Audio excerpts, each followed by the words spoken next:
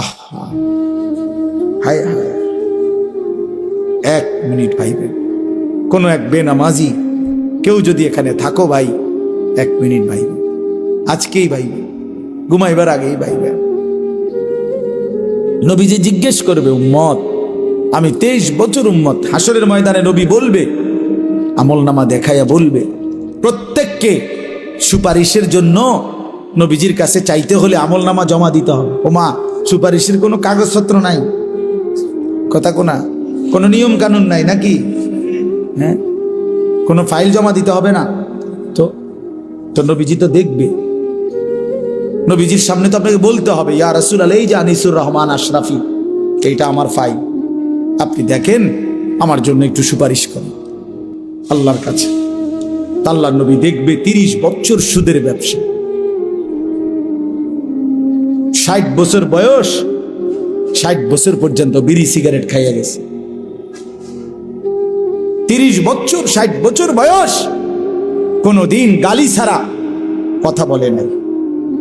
ছেলেটা বেনামাজি, মেয়েটা বেপর্দা, স্ত্রী বেপর্দা। মৃত্যু পর্যন্ত আমার উম্মতের ঘরে প্রতিদিন রঙিন টেলিভিশনে নাচ গান নর্তকীর ছবি চলছে। তার ছেলে মেয়ে নাতি নাতনি বসে নাচ গান নাটক সিনেমা দেখে গেছে। কোনদিন গালি ছাড়া কথা বলে না। হালাল রোজগার বলতে কিছু নাই। ফজরের নামাজ 1000 পৃষ্ঠা উল্টাইও, ফজরের নামাজ বলতে কিছু নাই। আল্লাহর কসম, আমরা উর্দু কিতাবে পড়ছি, নবীজি চোখের পানি ফেলে দিবে, নবী কাঁদবে, আল্লাহর নবী কাঁদবে, বলবে, উম্মত, আমি সেই নবী যে 23 বছর তোদের জন্য কেঁদেছিলাম। আমি সেই নবী যে পেটে ক্ষুধার কষ্টে 2টা পাথর বাঁধছিলাম। আমি সেই নবী তায়েফের রক্তে যে সমস্ত শরীর রক্তাক্ত করেছিলাম। উহুদের দান শহীদ করা রক্ত নিয়ে ময়দানে পড়েছিলাম বেহুশ হয়ে। আমার এত রক্ত, আমার এত চোখের পানি, আমার এত ক্ষুধার কষ্টের বিনিময়ে উম্মত এই আমলনামা, তুমি আমারে এত বড় বেইজ্জতি কেমনে করলে? আমি কেমনে আমার আল্লাহর সামনে এটা দেখাবো যে আয় মাওলা, এটা শ্রেষ্ঠ নবীর, শ্রেষ্ঠ উম্মতের আমলনামা? বলে, কোন বাপ যদি 8 বছর ছেলেটাকে ইউনিভার্সিটিতে পড়ায়, তো গরিব বাপ তার ছেলেটাকে মনে করেন ভিটা মাটি বসত সব বেচ্চা, নিজে না খাইয়া ছেলেটার 1 লাখ লাখ টাকা পড়ালেখার খরচ দিছে।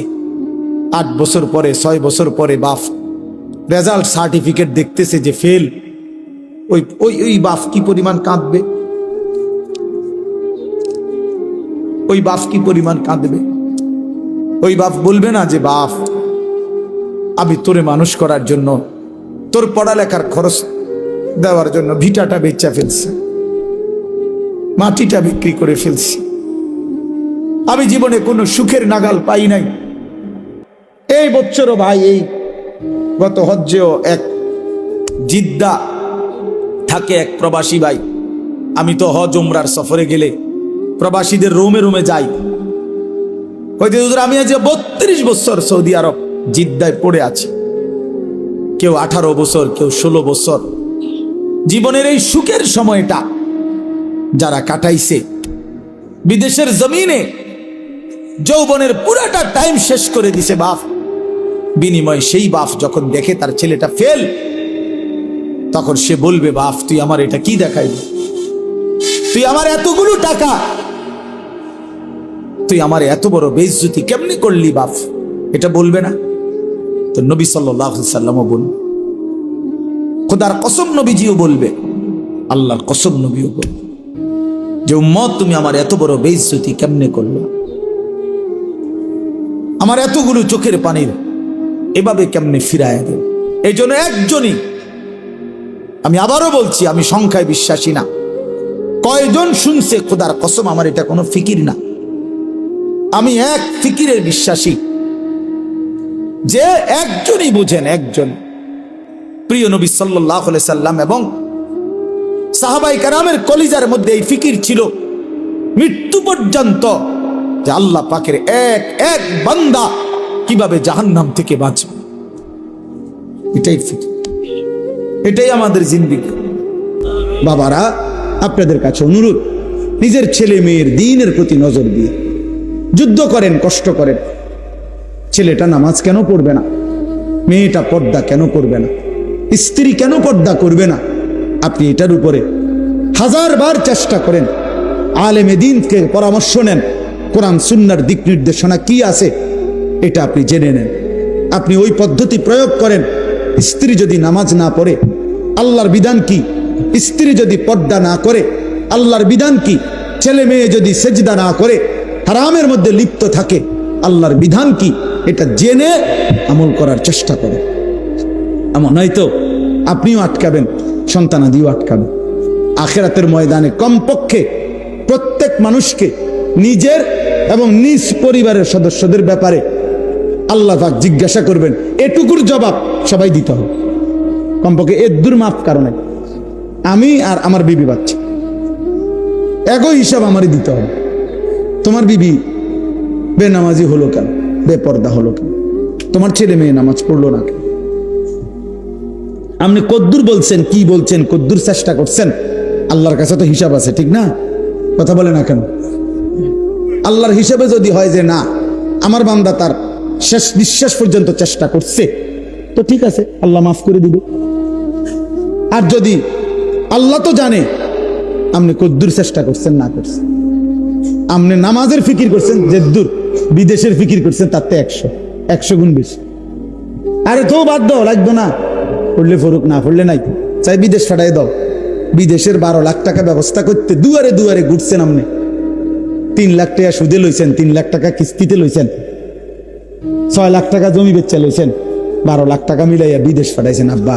এরপর হুজুরের থেকে আইয়া কইছেন, হুজুর খাস করে দোয়া করিয়েন তার লাগিয়া।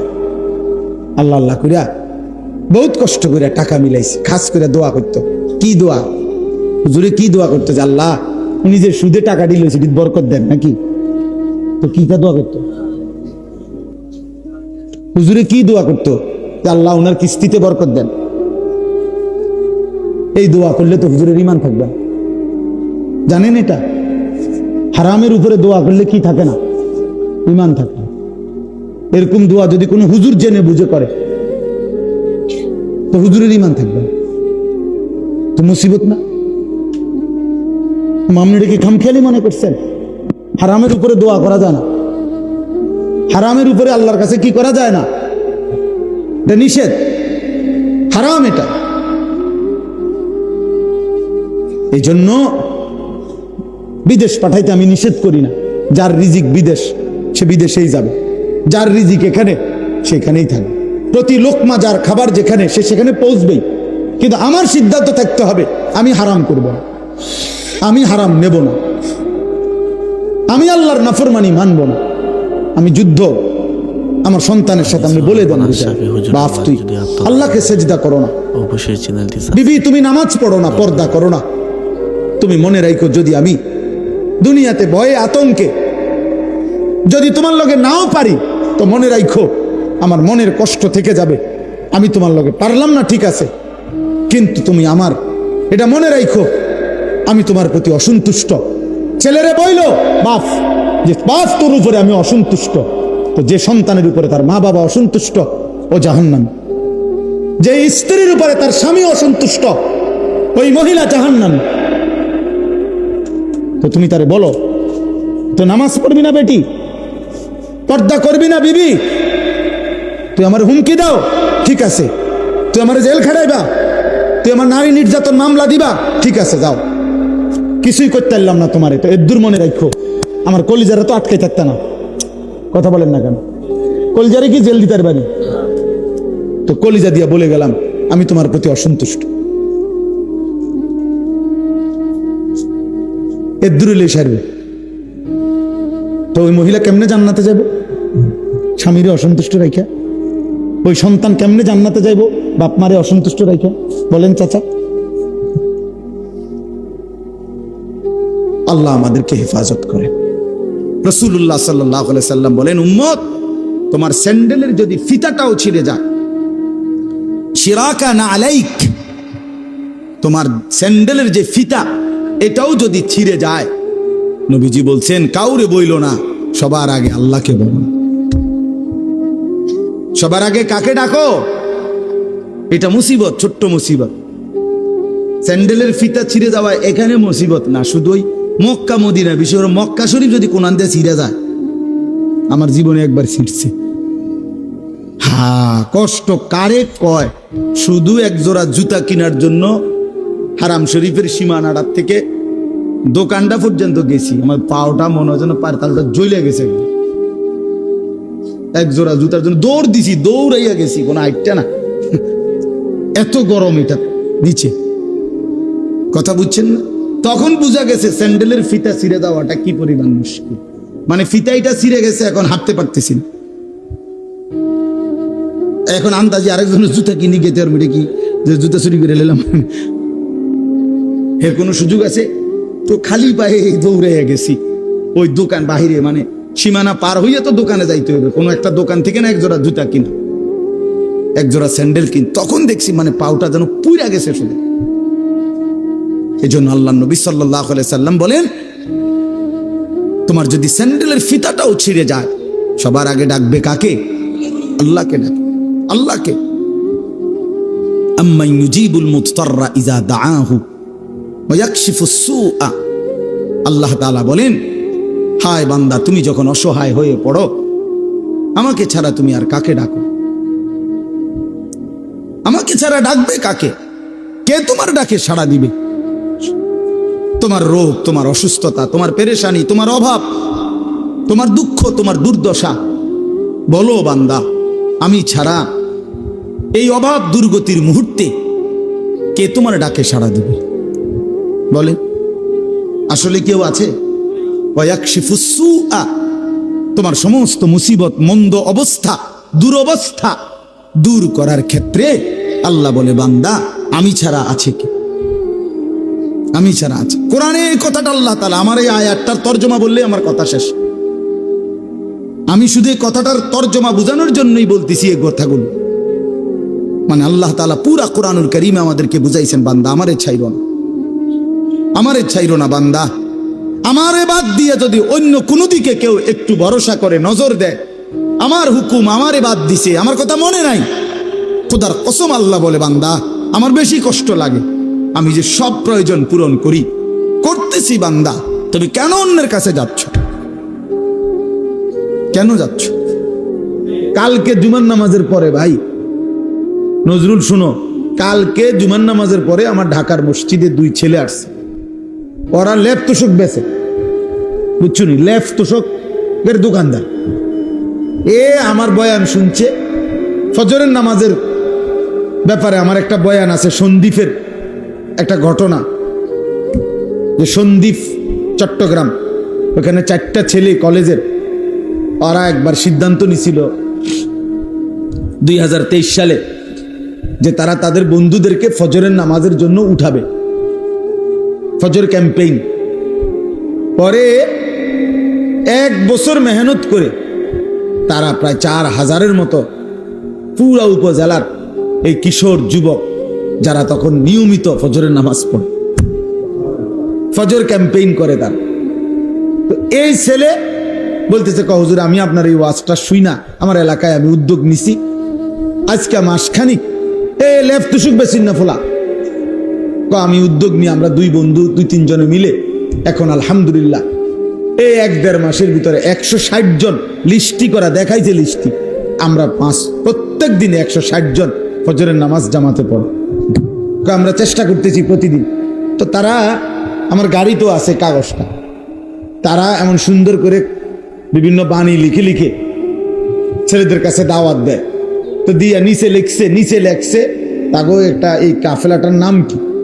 কাফেলার নাম হইল বেনামাজিকে খুঁজে বেড়াই, নামাজিকে বন্ধু বানাই। এরকম শুনছে জীবনে আর কথা, এমন সুন্দর কথা? এই ফুলার মাথার থেকে যে এমন সুন্দর বুদ্ধি আইবা, আপনি বুঝছেন কোনো, ভাবছেন কোনোদিন? কি সুন্দর কথা না? আমিও তো জীবনে এমন সুন্দর কথা ভাবি নাই। বেনামাজিকে বন্ধু আরে খুঁজে বেড়াই, মানে তারা তালাশ করি আর কি, যে করে করে তারা ডাকি আমরা, আর নামাজিকে বন্ধু বানাই। ফিকির ফিকির চেষ্টা করলে সম্ভব। একটু একটু কাজ যদি সবাই করে যার যার জায়গা থেকে, জায়গা পৃথিবীর, আমার কাছে কিতাব আছে, আমার গাড়িতেও আছে, পৃথিবীর 4 ভাগের 1 ভাগ হলো মুসলমান। সারা পৃথিবীর জনগোষ্ঠীর 4 ভাগের কি 1 ভাগ হলো কি মুসলমান, 1/4, 4 ভাগের 1 ভাগ। তাইলে যদি একজন মুসলমান, কথার কথা একটা হিসাব ওইখানে লিখছে আরবি কিতাব, যদি একজন মুসলমান সারা জীবনে সে যদি মাত্র 4 জন মানুষের দায়িত্ব নেয়, যে আমি 4 জন মানুষকে কালেমার দাওয়াত দেব, চেষ্টা করব তার পিছনে টার্গেট করে, তাহলে পৃথিবীর সমস্ত জনগোষ্ঠীর কাছে কালেমার দাওয়াত পৌঁছে যাবে, কালেমার দাওয়াত পৌঁছে যাবে। তাহলে তোমরা ছেলেরা বলো ভাই, মুসলমানের ঘরে জন্ম নিয়ে তোমাদের রাত্র দিন কিভাবে কাটে? বলো, একটা ছেলে বলো, এই কি জীবন? নারী, ছবি, মোবাইল আর মন মতো চলা। কে তোমার বাবা, কে তোমার মা, কে তোমার আল্লাহ, কে তোমার নবী, কে তোমার রসুল, কে তোমার কিতাব, কিচ্ছু চেনো না। মুসলমানের সন্তান 4টা সূরা শুদ্ধ পড়তে পারে না। মুসলমানের সন্তান ওযু নামাজের ফরজটুকু আদায় করতে জানে না। শুক্রবারে আসে আর কি, আমরা বুঝি না, মসজিদে ঢোকে বাইর হয়, তামসা আর কি এর নামাজ, পারলে না পড়তো নামাজ, পারলে না পড়তো। মানুষে খারাপ করবো, মন্দ সন্দ বলবে যে তে এমন অজাত, ওদের শুক্রবারও আইয়ে না মসজিদ, এই শরমে আসে যায় আর দেখছে তো মানুষ দেখছে। ধন্যবাদ। নাই তো ইমাম সাহেব সালামটা ফিরাইয়া সারে না 2 রাকাত ফরজের জুমার দিন, ওমা তারে এমন শয়তানে কামড়া, একটা কামড়ের লগে হেতে বাইরে যায়, একটা কামড়, মানে তার গুড়া কিরমি তার ফেডে এভাবে কামড় দিছে, সাথে সাথে দৌড় দিয়ে বাইরে গেছে,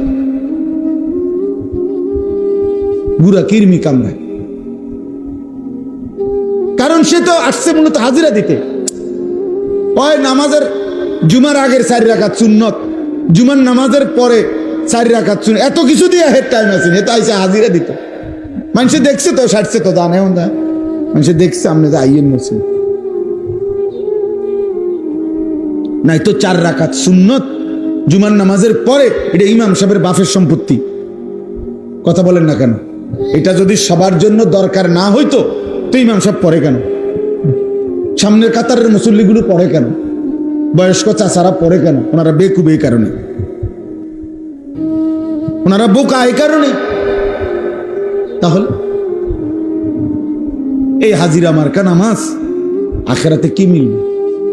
আমার শায়েখ আল্লামা মুফতি মুশতাকুন নবী সাহেব বলে যে, হে মুসলমান, যেই নামাজ তোমার মসজিদের থেকে 100 হাত সামনে চা দোকানের আড্ডা, টেলিভিশনের আড্ডা থেকে ফিরাইতে পারলো না, সেই নামাজ তোমারে জাহান্নাম থেকে কেমনে ফিরাবে?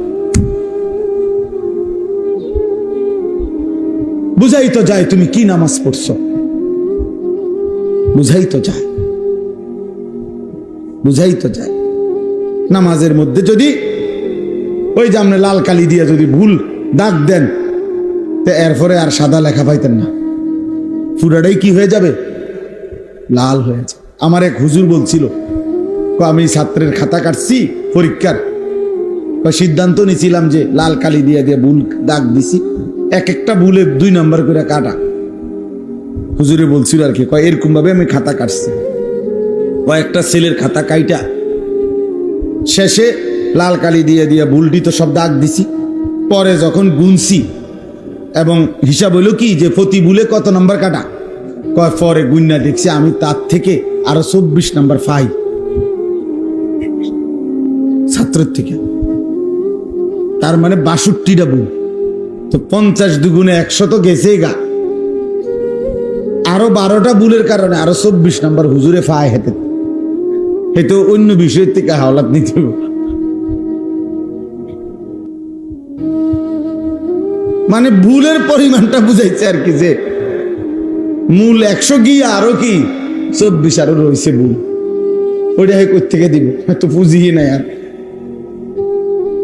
তা আমাদের নামাজের যদি এমন হয়, আখিরাতে কি নাকি মিলবে বলেন, কি নাকি মিলবে? কথা তো ছিল, আল্লাহ তাআলা কোরআনে বলছেন নামাজ গুনাহ থেকে ফিরায়, বলছে না? কথা বলেন না কেন? নামাজ গুনাহ থেকে ফিরায় কিনা আল্লাহ বলছে কিনা? ইন্নাস সালাতা তানহা আনিল ফাহশাই ওয়াল মুনকার। তাহলে এখন নামাজ যদি গুনাহ থেকে না ফিরায়, তাহলে বোঝা গেল আল্লাহর কথা, আল্লাহর কথা কোনটা? আপনার কথা সঠিক না আল্লাহর কথা সঠিক? তো তাইলে নিশ্চয় আমার নামাজে ত্রুটি, নিশ্চয় আমার সেজদাতে ত্রুটি। এই জন্য যারা নামাজ পড়ে না তারা তো পড়েই না, আর যারা পড়ে অথচ গুনাহ থেকে বাঁচে না, আপনি খবর নিলে যাচাই করলে দেখবেন তাদের নামাজের মধ্যে শত শত ভুল। এই কারণে ওই নামাজের ওই শক্তি আসে না যে শক্তিতে তাকে গুনাহ থেকে ফিরান। এই জন্য যারা আবার নামাজ পড়ে, আপনাদেরকে বললাম ওযু নামাজ ঠিক করেন। একজন আলেমের সাথে সম্পর্ক ছাড়া আখিরাতের জীবন সুন্দর হবে না। নিজে নিজে মাতবরি করলে হইতো না, ওলামায়ে কেরামের কাছে আসতেই হবে, আলেমে দ্বীনের কাছে আসতেই হবে, আল্লাহকে ভালোবাসতেই হবে, প্রিয় নবী সাল্লাল্লাহু আলাইহি সাল্লামকে ভালোবাসতেই হবে আখিরাত যদি চান। এই আমার শেষ কথা। আজকে জওয়ান বলেন, বুড়ো বলেন, বাচ্চা বলেন, শিশু বলেন, সবাই যেন প্রতিযোগিতা করতেছে কিভাবে নবীজির সুন্নত ত্যাগ করা যায়। মেসওয়াক 60 বছরের বুড়াও চেনে না, 6 বছরের বাচ্চাও চেনে না, কেউই বোঝে না। ঘরকে ঘর এমন না, দস্তরখান 6 বছরের বাচ্চাও চেনে না, 60 বছরের বুড়া মেয়েও চেনে না। তো কি হলো, চাচার সমান হলো না? টেলিভিশন 6 বছরের বাচ্চাও দেখে, 60 বছরের বুড়া চাচাও দেখে। কথা বলেন না কেন? তো তো বরাবর হয়ে গেল না? বরাবরই তো হয়ে গেল, বরাবরই তো হয়ে গেল। বাচ্চাও মিথ্যা বলে, বুড়াও মিথ্যা বলে, বয়স্ক মানুষও সুদ খাচ্ছে, বয়স্ক লোক কিস্তি নিতেছে, বয়স্ক লোক কথায় কথায় গালিগালাজ করতেছে। 30 বছর মহিলা বেপর্দা, 40 বছর মহিলা বেপর্দা, প্রতিদিন মহিলার আওয়াজ পরপুরুষ শুনে, পরপুরুষ শুনে। একবার জীবনে নবীর স্ত্রীরা 9 জনে নবীজির কাছে বলছে, আমাদের খাদ্য খাবারের একটু কষ্ট হয়, আমনে যে অতিরিক্ত যুদ্ধের যে সম্পদ পান সেখান থেকে আমগো বরাদ্দ মাঝে মধ্যে গনিমতের মাল পাইলে একটু বাড়াইয়া দিলে হয় না? এই কথাটা একবার জীবনে বলছে রাসূলুল্লাহ সাল্লাল্লাহু আলাইহি ওয়াসাল্লামের স্ত্রীরা 9 জন। আল্লাহর নবী সাল্লাল্লাহু আলাইহি ওয়াসাল্লাম সেদিন এশার নামাজ পড়ে আর ঘরে যায় নাই। মনটা কষ্ট পাইছে, হায় আমার বিবিরা দুনিয়া চাইলো, আমার ঘরে থাইকা আমার বিবি হইয়া ওরা দুনিয়া চাইলো। তো মন খারাপ করে যখন তিনি মসজিদে বসে আছেন, এশার নামাজের উপরে ঘরে যাচ্ছে না, হুজরায়, তো আল্লাহ তাআলা বলছে, বন্ধু, ইয়া আইয়ুহান নাবিয়্যু কুল লিআজওয়াজিকা ইন কুনতুন্না তুরিদনাল হায়াতাদ দুনিয়া ওয়া যিনাতাহা ফাতাআলাইনা উমাত্তিউকুন্না ওয়া উসাররিহুকুন্না সারাহান জামিলা। আপনি যান, ঘরে যান, মন খারাপ করেন না। আপনার বিবিদেরকে গিয়ে বলেন, হে বিবিরা, যদি তোমরা দুনিয়া চাও, সম্পদ চাও, তো যা লাগবে, যা কিছু ফার্নিচার, আসবাব, গহনা, কসমেটিক্স যা লাগবে বলো, আমি সব তোমাদেরকে দিয়ে দেব, এক শর্তে, শুধু আমি রাসূলের স্ত্রী, এটা ছেড়ে দিতে হবে। বুঝেন নাই? মুহাম্মাদের স্ত্রী থাকতে পারবা না, আমার থেকে তালাক নিয়ে নিতে হবে, এরপরে যা বলো সব দেব, সব দেব। وَإِن كُنتُنَّ تُرِيدْنَ اللَّهَ وَرَسُولَهُ وَالدَّارَ الْآخِرَةَ فَإِنَّ اللَّهَ أَعَدَّ لِلْمُحْسِنَاتِ مِنكُنَّ أَجْرًا عَظِيمًا। আর যদি আল্লাহকে চাও, রাসূলকে চাও, আখিরাতকে চাও, তো এখন নিয়মিত নেক আমল করতে হবে, মুহসিনাত হইতে হবে, মানে নেককার নারী হইতে হবে। তাহলে আমি আল্লাহ ওয়াদা দিলাম সর্বশ্রেষ্ঠ বিনিময় জান্নাত দিয়ে দেব। সিদ্ধান্ত নাও, দুনিয়া চাইলে রসুল ছেড়ে দাও, আল্লাহ রসুল আখেরাত চাইলে দুনিয়া ছেড়ে দাও। আল্লাহ নবী সাল্লাল্লাহু আলাইহি সাল্লাম আম্মা জান আয়েশা রাদিয়াল্লাহু তাআলা আনহাকে বলছে, ঘরে আয়েশা নবীর স্ত্রী আয়েশাকে, আয়েশা শোনো, তোমাদের দাবি দেওয়ার ক্ষেত্রে আল্লাহর পক্ষ থেকে এখন আয়াত নাযিল হয়েছে, আমি শুনাইতেছি। তবে ভূমিকা বলছে নবী একটা, যে আয়াতটা বলার আগে আগে শোনো, তৎক্ষণাৎ জবাব দিও না। তুমি বাকি 8 জনের লগে মিটিং করো, মশওয়ারা করো, পরামর্শ করো। প্রয়োজনে তোমরা তোমাদের বাড়িতে যাও, যাইয়া তোমাদের আব্বা মা, ওই ছেলে ওই দিক দিয়ে জায়গা আছে তো বাবা, ওই দেখো ওই দরজাটা দিয়ে ঢোকো, তুমি আও বাপ, এদের ঢুকে শোনো কতক্ষণ। তো দেখেন নবীজি ভূমিকা কয় যে তোমাকে আব্বা মার লগে দরকার হলে গিয়ে কি করো, বুঝ কইরো, পরামর্শ কইরো, তোমরা মিটিং করো। তো এরপরে উত্তর দিলে চলবে, নগদ উত্তর দিও না। আয়েশা রাদিয়াল্লাহু তাআলা আনহা বুঝছে ঘটনা ভালো না, মনে আর বুঝুন তো যা বুঝার বুঝাই লাগছে যে লক্ষণ বালা না, যে এমনি গুছাইতে আছে। তো বলতেছি ইয়া রাসূলুল্লাহ, কারে কারে জিগামু এটা পরে, আগে আয়াত বলেন, মানে আল্লাহ কি নাজিল করছে এটা না আগে কইবেন। পরামর্শ তো কার লগে করবে সেটা আমি বুঝুমু, আপনি আগে বলেন কি ঘটনা, কি আয়াতে না কইবেন আগে। তো নবীজি বলছে আল্লাহ এই আয়াত নাজিল করছে, দুনিয়া চাইলে নাও, রসুলকে ছেড়ে দাও। আখেরাত চাইলে আল্লাহকে চাইলে, রসুলকে চাইলে অপেক্ষা করো, আখেরাত মিলবে, আজরে আজিম মিলবে, জান্নাত মিলবে। আম্মা জান আয়েশা রাদিয়াল্লাহু তাআলা আনহা বলেন, আল্লাহর কসম ইয়া রাসূলুল্লাহ, কাউকে জিজ্ঞেস করতে হবে না, বাকিদের লোক পরামর্শের দরকার নাই, মা বাবার পরামর্শ দরকার নাই। যদি আপনাকে হারাইতে হয়, দুনিয়া যদি আমি 100বারও পাই, আমি এমন দুনিয়া চাই না। আপনাকে হারিয়ে, আপনার মতো স্বামীকে হারিয়ে এই দুনিয়া আমি 100বার দিলেও নেব না। প্রত্যাখ্যান করছেন যে আরে না, বলেন কি, বলছিলাম একটা আবদার, কিন্তু তার মানে আপনাকে হারাবো। আসসালামু আলাইকুম প্রিয় দিনী বন্ধুরা, আনিসুর রহমান আশরাফি হুজুরের ওয়াজ যদি আপনাদের ভালো লাগে অবশ্যই চ্যানেলটি সাবস্ক্রাইব করবেন। ধন্যবাদ।